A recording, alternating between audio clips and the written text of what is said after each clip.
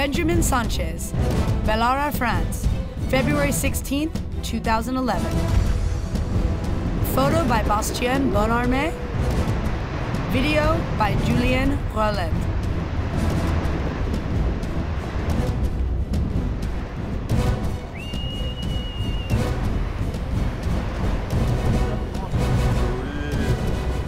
Yeah, I'm really happy.